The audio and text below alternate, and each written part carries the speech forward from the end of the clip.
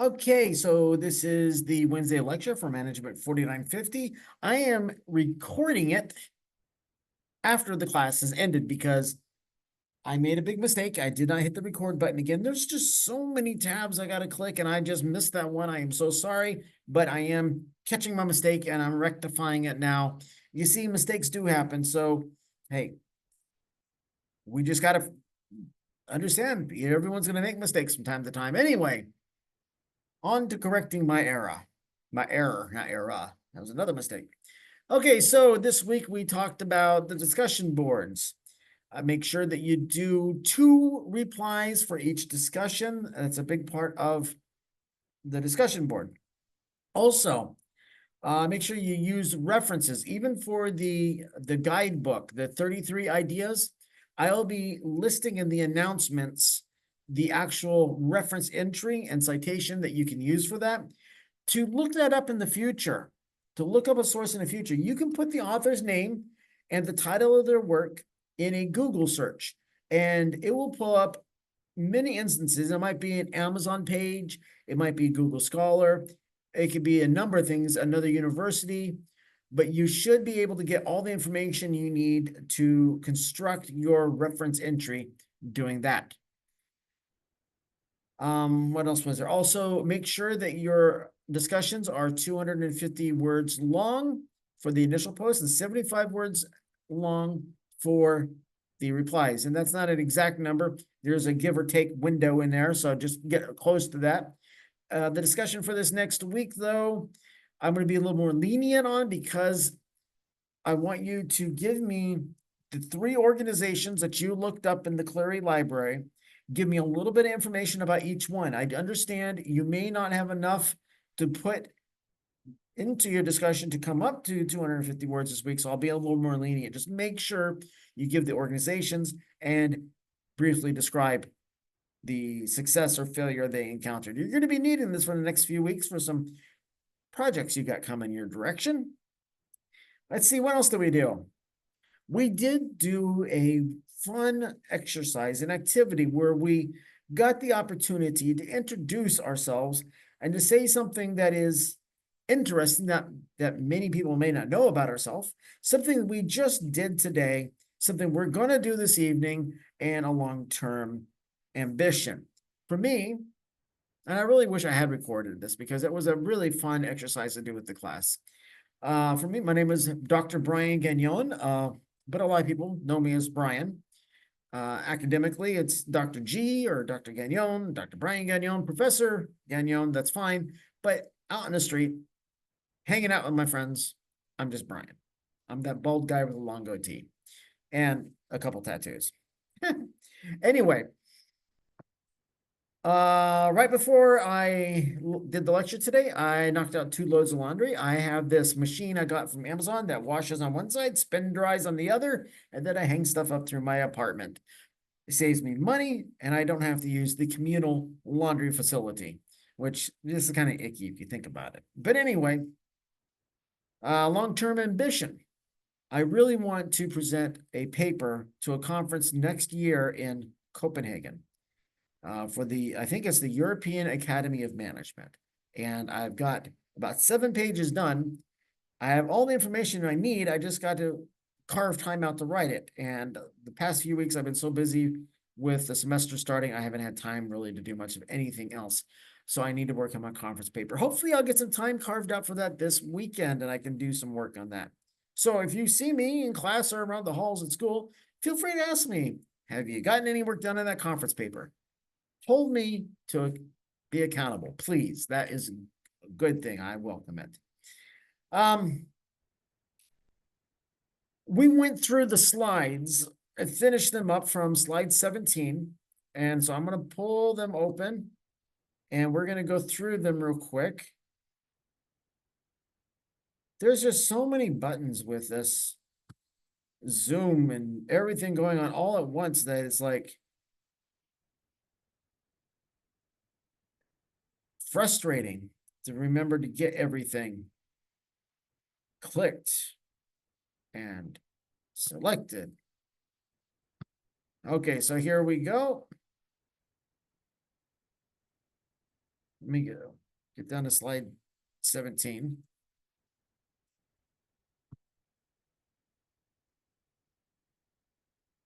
Okay, so leadership and emotion. And we're just reviewing still. As you probably have already noticed, a lot of professors in academia, they use a more authoritarian leadership approach. At least at some universities they do. Thankfully, Cleary seems to be fairly laid back, but you still might see it at times. Now, while that may not necessarily be directly a problem, but it can create an atmosphere of self-censorship.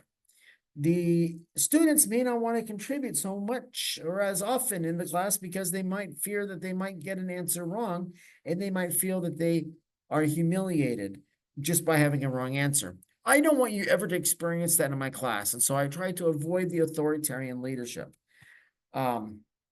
And if I do use authoritarian leadership style, I always temper it with servant leadership. Typically in class, I want to bring out more of that transformational and servant leadership style because I want to help you grow to become greater and better than you are right now. The human mind, emotion is nested in reason, and reason is nested in emotion. And normally that may sound like a logical fallacy, but it really isn't, because the way our brain is pieced together. For instance, the frontal lobe of our brain is the executive decision-making center of our brain. And so logic is really put through this part of the brain. Now, if we're having emotions, I want to say that's the amygdala. I might be wrong on that, and maybe some areas in the outer cortex. But our emotions are in a different part of the brain. But our brain, we use every part of our brain. And so you're going to get input from different parts of the brain going to different parts of the logic and the emotion. You can actually learn to control an emotional response with logic, and you can learn to not be so logical and computer-like sounding by bringing your emotion into the picture. So it's using one to balance the other. Individuals, as human beings, we process socially, emotionally, and intellectually all at the same exact time. We don't do it in chunks. So if you experience something, you might say, well, I'm going to approach this with logic right now and deal with the situation, and I'll deal with the emotions later. You're not being totally honest at that point, because your emotions are still there. It's just you're using the logic, you're using reason to subdue them for a time while you get through the situation. But yeah, you experience the emotion and the logic simultaneously. And leaders need to refrain from overreacting when they receive dissent or bad news from members of their team. You don't want to make people feel pushed away or rejected or humiliated because your emotion comes out in your response. And so maybe take a 3-second pause, breathe for a second, think about what they just said, and then respond logically, but tempered with emotion. Leaders also need to realize that your team will be able to fact check you live at that moment. So always be honest. We have these devices. We have smartphones, smartwatches. We got tablets and computers and laptops. People can fact check you instantly. So always be truthful and honest. Remember, as Clark pointed out, that there's a social exchange happening. We exchange encouragement for engagement, and that is a defining factor of the learner safety stage. So encourage people for the engagement that they give, and they in turn give more engagement. Knowledge sharing at the team level is very vital. Edmondson in 1999 pointed out that individuals tend to withhold information in a team setting. Why? Well, because they fear reprise. They fear ridicule and rejection. And if you say something in a team environment and the rest of the team doesn't agree with you, you may be made fun of. That's the fear. The reality should be that you can express this and you can say that without fear of reprise and rejection and ridicule. Human capital is literally everything, according to Clark. Now, think about that. What would an organization be without people? It wouldn't be anything. Remember, we've discussed Frederick Winslow Taylor in the past, and he really looked at efficiency. And while we do need to be concerned with efficiency, to be concerned about efficiency in the way and at the degree that Taylor was led to prejudice. It led towards sexism, ageism. It led towards racism. We need to avoid that because the prejudiced mind is willfully blind. If you're operating from a point of prejudice, you have chosen to blind yourself. Clark pointed out that the effects of Taylor's work have continued all the way through to today in the practice of leadership and management. Thankfully, though, Robert Greenleaf in the 1980s, I believe it was, really worked at developing servant leadership. And servant leadership is something that I hope that you take the time to really get to know more about, because you can use servant leadership in conjunction with other leadership styles, and it basically humanizes you as a leader. The competitive cycle is directly linked to learner safety, according to Clark. As learning increases, so does the organization's knowledge and thus its competitive ability. If you want innovation, you need your people to seek knowledge, but not just to gain that knowledge, but to share that knowledge. That's done in the learner safety stage. Organizational safety can be tied to the shared stories. The shared stories are tied to part of the knowledge, the organizational knowledge. An organization that tries to hide the skeletons in the closet is actually dooming itself, because those skeletons will come to light at some point in time. And when people see that this organization had a track record, and I want to say it was IBM that actually was linked to the Nazis during World War II, as far as providing computers for tracking their prisoners. And yeah, IBM is still around today. The thing is a company like that should admit to that fact. Yes, we did that, but we saw the error of our ways. We corrected it, and we've tried to put safeguards up from ever allowing that to occur again. Groupthink can be dangerous, because if you got groupthink going on, that means everyone is echoing everyone else. Now, your groupthink leads towards a consensus mindset and feeds into the echo chamber bias. You want to avoid that, because if all you're getting is information from the same exact people and you're spewing out information that you got from those people back to those people, you create a feedback loop that just perpetuates itself with old ideas. Nothing new, no innovation. So bring in dissent, bring in people with different perspectives and get their input, get their feedback. Okay, now we finished our slides. Let me X out of that. What we're going to do now is we're going to watch a couple videos. We have been getting our... One second, I'm getting something taken care of here. Okay. Okay, that should be there then. All right. We have been watching or reading some of the work from Edmondson and Clark, obviously. So I'm going to introduce you to Amy Edmondson here in just a second.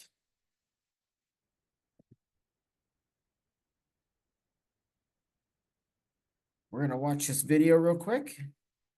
This lady is the one that actually pioneered psychological safety as we know it. As soon as I share.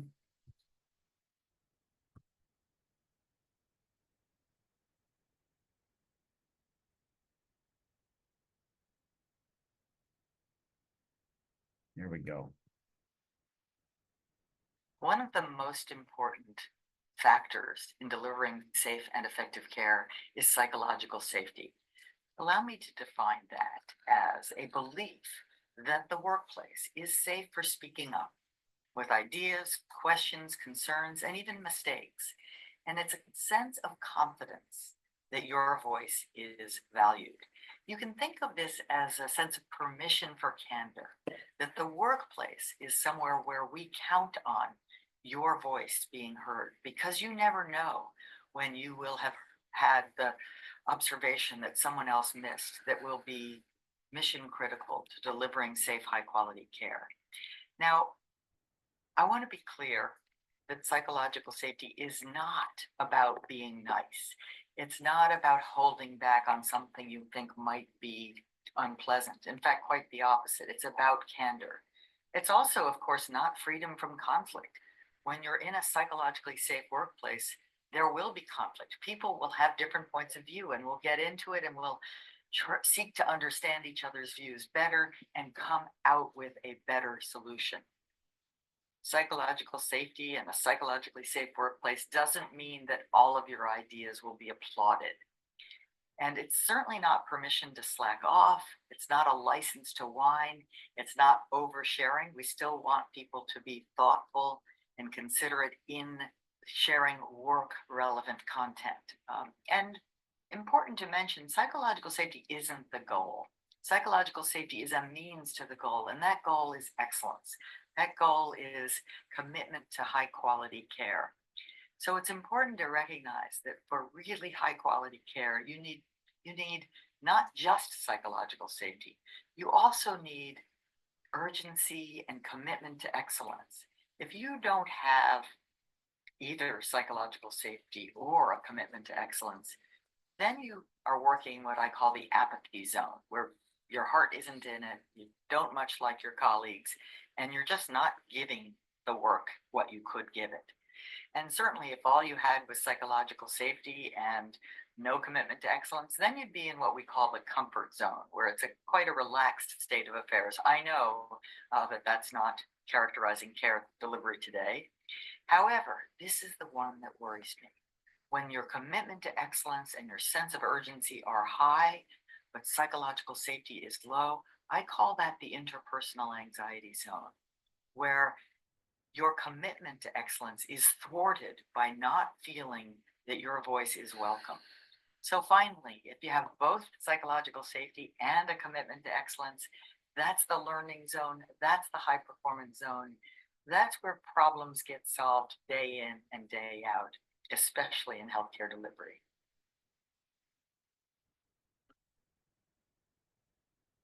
Okay, so that's Amy Edmondson, who we have used her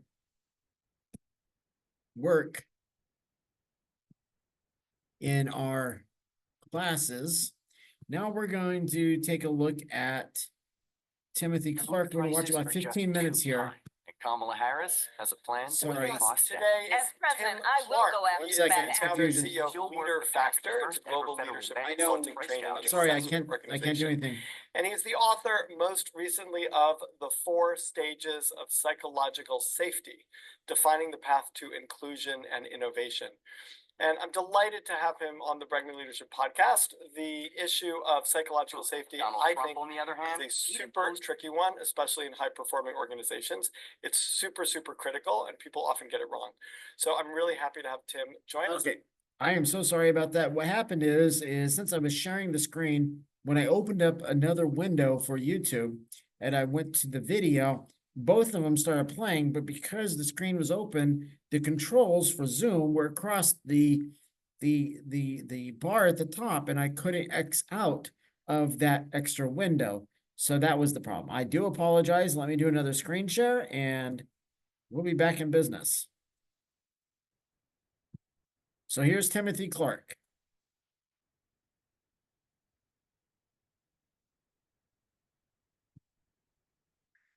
With us today is Tim Clark. He is the founder and CEO of Leader Factor. It's a global leadership consulting, training, and assessment organization. And he is the author, most recently, of The 4 Stages of Psychological Safety, Defining the Path to Inclusion and Innovation. And I'm delighted to have him on the Bregman Leadership Podcast. The issue of psychological safety, I think, is a super tricky one, especially in high-performing organizations. It's super, super critical, and people often get it wrong. So I'm really happy to have Tim join us. Tim, welcome to the Bregman Leadership Podcast. Thanks, Peter. It's great to be with you. Tim, first define psychological safety for us. Let me give you a definition that maybe is a little bit different than some people have heard. So let's put it this way. Psychological safety means it's not expensive to interact socially in a team or an organization. And when I say expensive, it's a real key word here. Socially, emotionally, politically, and financially. Mm-hmm. When it is expensive, and it often is for people, then they retreat, they recoil, and they manage personal risk. So that's a basic way of defining it. It's not expensive, and so therefore you're much more likely to engage. Does that make sense? Yeah, absolutely. I love the way you're thinking about it too, because it makes it, just the language itself makes it more appealing for leaders who might not otherwise be disposed to creating psychological safety to doing it, because but there's a cost, right? There's a cost to innovating. There's a cost to taking risks. There's a cost, and if the cost is too high, you won't do it. So creating psychological safety reduces the cost. That's right. It reduces the cost. Got you it. can think of it in that economic sense as a transaction, and I think it becomes much clearer to people. Right. I love it. You sort of talk about as a key concept that the leader's task is to simultaneously increase intellectual friction and decrease social friction. Right? Can you just that it's sort of self-explanatory, but give us a sentence or two so that that's really clear, because that to me is the underlying purpose of everything that we're trying to do when we're trying to create psychological safety. Sure. So what are we doing on our teams and in our organizations? We're trying to solve problems. We're trying to create solutions. We're trying to innovate. How do you do that? You do that through intellectual friction. We need creative abrasion. We need constructive dissent. We need ideas colliding and rubbing against each other. That's intellectual friction. So we cannot solve the problems that we need to solve. We cannot create the solutions. We cannot innovate without intellectual friction. That's the mechanism. But what happens is the natural tendency, the natural pattern is, as the intellectual friction goes up, the social friction goes up too. Right. If the social friction goes up as well, at some point, it stops, it halts that process of intellectual friction. So the leader's job is to increase that intellectual friction so that we can do that innovation, we can create that constructive dissent, but at the same time keep the social friction down so that we have that lubricating oil to keep doing this. Right. Great. So I have this whole list of questions I'm going to throw out right now, because what I basically want to do is just have an instructive and constructive conversation about how to do that. Right. And I've got the 4 questions, and we can kind of play out with the 4 questions. But I think what makes this conversation most interesting is that idea is super compelling, right? And it's an idea, and it's a challenge that for the most part is very difficult to achieve. Like, it's sort of in Christianity, you would sort of say, love the sinner, hate the sin. But hard to hate something about someone without also making them feel hated, especially if it's essential about them. So hard to criticize someone's opinion sometimes without also creating distance between them, especially if that disagreement is expensive to them. Meaning right. they have a stake in the game, and they have an opinion that might help grow their business, and you're disagreeing with it. Then how do you have that intellectual disagreement without making it personal? And that, by the way, the fear of that is also the reason why we don't have disagreements, because we're afraid of hurting we're afraid of creating social friction. So yeah. I think this is a $60 million question, or maybe it was 20 years ago. Now it's the $60 billion question. That's right. Gross. So let's talk about that. I mean, and you can start wherever you want to start. And you have these 4 stages of inclusion safety, learner safety, contributor safety, and challenger safety. But let's just start with this basic question. How do we do it? So I think where we start, Peter, is that we start at stage one, inclusion safety. That's your foundation. Mhm. So inclusion safety means that I feel part of the team. I never got a college degree. Now I'm the CEO of my own company. People want to tell me I'm one in a million, when actually I'm one of millions. I fit in. Right, I've been accepted. I've been invited into your community. right, Now, for example, I might be hired as the last software engineer on the team. So I'm hired in, I'm an employee, you've onboarded me, I'm part of this team, and let's say there's 8 of us. So I am officially a member of this team. That's not what we're talking about. What we're talking about is the socio-cultural acceptance. mhm, So I need to be accepted in that way, which means that the team members give me inclusion safety. That means they accept me by virtue of my human status. And so they're accepting me on that basis, based on my worth as an individual, not my worthiness. Okay, so let's explore that for a second, because if we're just friends, fine, right? But Yeah. Tim, if you and I are on a team and we have performance objectives, Right. and you're not necessarily achieving your performance objectives, how do we maintain this sense of inclusion, or the sort of inclusion safety, when I'm actually starting to not value you in the same way, and I'm not valuing you as a member of team? And you could say, well, you have to value me as a person. And like, one of the things you say is that men and, do you believe that all men and women are created equal? Do you accept others, welcome them into your society just because of who they are? Right. And I wonder if that truly applies to a performance-driven organization. Well, let me give you an example. So think about someone that had a significant impact on your life. Could have been a parent, teacher, coach, friend, neighbor. Now evaluate the nature of your relationship with them based on, let's say, 2 dimensions. Number one, the level of intimacy with them, the level of the degree of closeness. Mhm. So typically it's going to be very high. Right. Intimacy is going to be high. Right. On the other dimension, think about accountability. So was the accountability low or high? Now, here's what most people find, is they think about people that have had the most profound impact on their lives. Mhm. They'll see a pattern where the relationship is characterized by high intimacy and high accountability.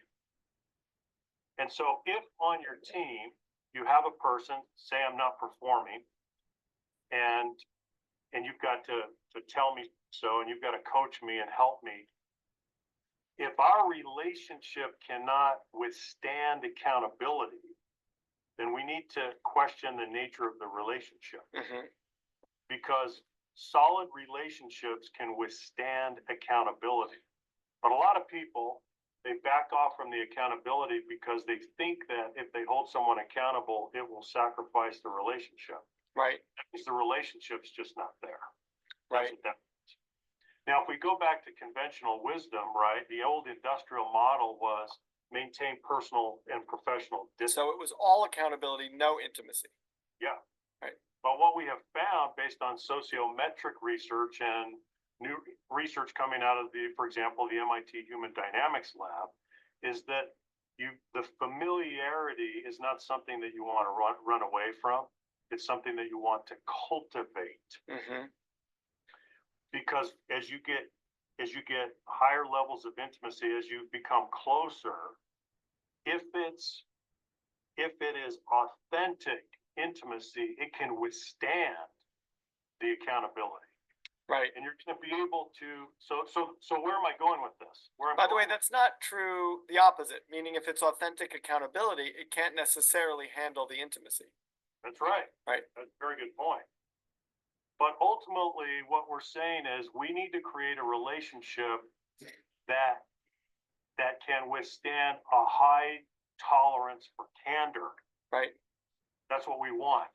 Yeah, Because ultimately, as a leader of a team, what's my goal? My goal is I'm the architect of the culture. right, I'm the curator of the culture. I need to create a culture of intellectual bravery. right. That's what I need. So it's actually interesting because so let me share, my methodology and some of a lot of the work that I've been doing recently is around emotional courage. So you're sort of talking about this sort of intellectual courage or intellectual bravery. Mhm. And I want to just throw into this conversation emotional courage, which is the willingness to to withstand feelings, like to be willing to feel things. Because when I think about someone who might be hesitant to hold someone else accountable, that because maybe they don't have the strength and the intimacy or the trust in the intimacy. But if Yeah. you're not willing to hold someone accountable, it's because there's something you don't want to feel. Like you might feel the distance in the relationship that you don't want to. You might feel them push back and reject you. You might feel these things you don't want to feel. And so if you're not willing to feel those things, you won't follow through on the actions.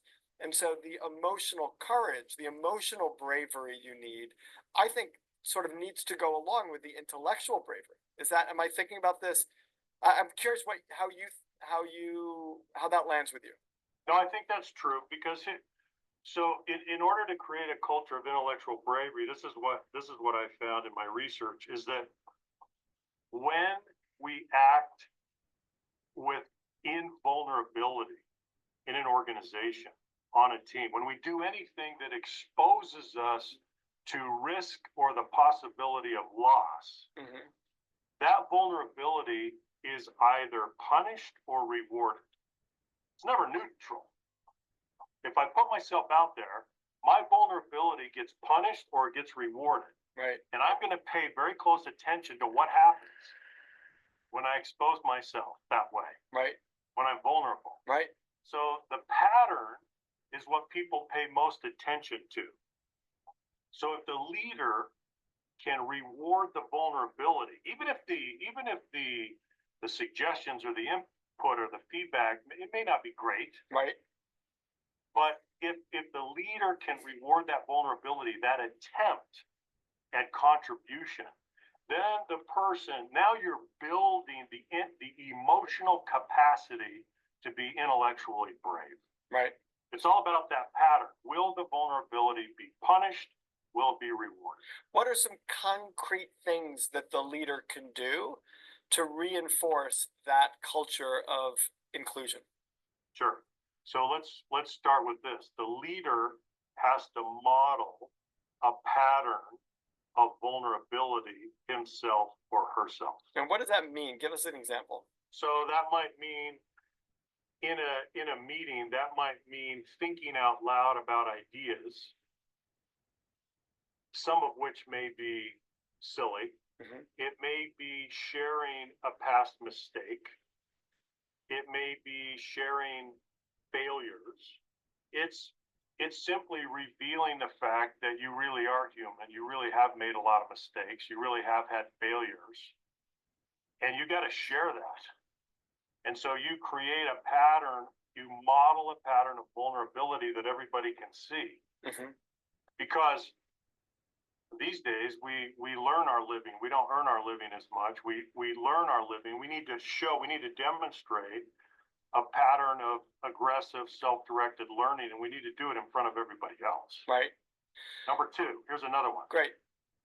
So another suggestion would be that you pay very close attention to the way that you emotionally respond to dissent and bad news.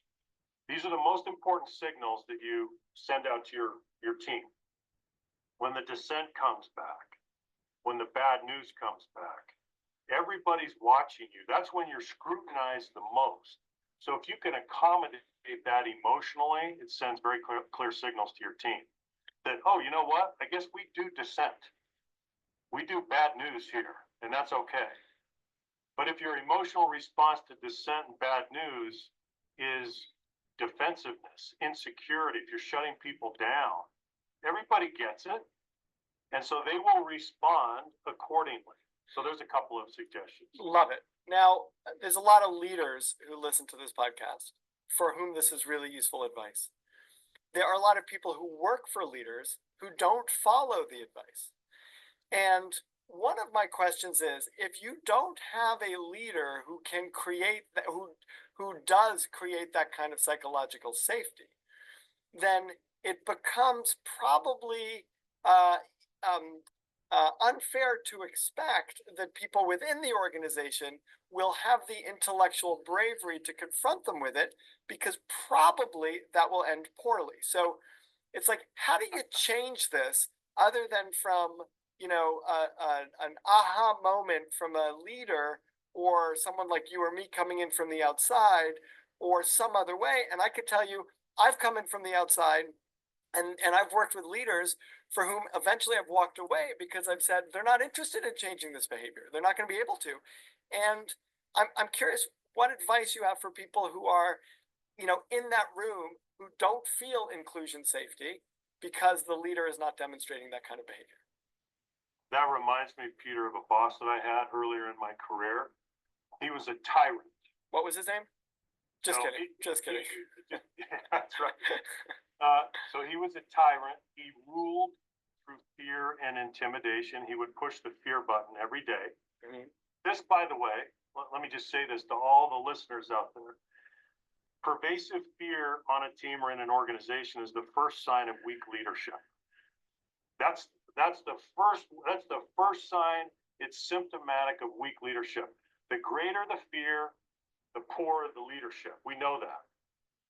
So that's the way this gentleman ruled, fear and intimidation. And then he would come to us and say, I need your feedback. I need your feedback. I need your input. I need you to weigh in on this. Well, Who's going to do it? it's expensive. All right. It's expensive, and that's what you're saying. So if you have a boss that makes the interaction expensive, then it's a very natural, reasonable response to not engage. Because what are you doing? It's personal risk management. It's loss prevention. It's pain avoidance. Right. We're being human. So at this point, what you're saying is the advice to them is either accept it or leave, but don't try to be, but it will probably be too expensive for you to try to change from the middle or bottom of the organization. It may be too expensive, but let me give you one more option. Okay. The other option is before you come to a conclusion about whether it's you can't overcome it, you need to look carefully at the situation and ask yourself, how can I get this leader, this boss, to listen to me? Mm-hmm. What can I do to build credibility in his or her eyes, to build trust with him or her, so that we can begin, so that I can begin to get some traction and get an audience with this person. So you have to think very carefully, in spite of the dysfunction, in spite of the maybe the abusive behavior, whatever it is, in spite of all of that, you got to think through, is there a way that I can build the credibility and the trust to get this individual to listen to me? Because if I can make some inroads, sometimes leaders, they're full of bluster and bravado initially, but they'll soften up. Right. If you just build some of that credibility initially. So, how do you do that? the way that I would do that is I would begin by spending more time, trying to spend more time, more interaction, and ask questions. Questions are usually non-threatening, and so you've got to create more dialogue and more face time with that person. Ask more questions. They've got to get to a level of comfort that they're not at right now. And sometimes even the really hard-crusted leaders, they'll soften up and you can make gains that you never thought possible. So let me throw in one more challenge to that, which is oftentimes with the kind of leader who's created an environment that creates fear in the culture. Yeah. There's like, I don't want to label, but there's like some element of narcissism or this is about me or right. Sure. And so when I start to ask, let's say I'm reporting to that person and I start to ask questions, they are only too happy to step into the role of, let me teach you, young one who doesn't know, and let me talk to you about it. And the more questions you ask, the more I'll tell you. And I'm perfectly happy in that relationship. Like, that's a great relationship. I'll keep teaching you. You keep asking me questions. I feel really great because you want to know. But that doesn't necessarily mean, if I'm that leader, that I'm ever open to them giving me advice, because Right. I haven't done anything to create that dynamic. The only dynamic is a dynamic that I've probably, as that leader, already encouraged, which is one where you sit quietly and ask me questions and listen and take in what I want to say. Sure. So the other piece that we need to add to the equation is you're searching for intent. So when you're working with that executive or that leader or that boss, you're trying to understand his or her intent. If they're a pathological narcissist, you're probably going to have to write it off because it will always be too expensive to engage. Right. It's not going to work. But if you can carefully search for intent, and you may. Okay, we're gonna go ahead and stop right there for this. I think I'd like to finish this video in another lecture. Some really good information here. I do want to thank you for watching this lecture this week, and for those who attended, great, thank you. You have a great day. Thank you very much. See you Monday.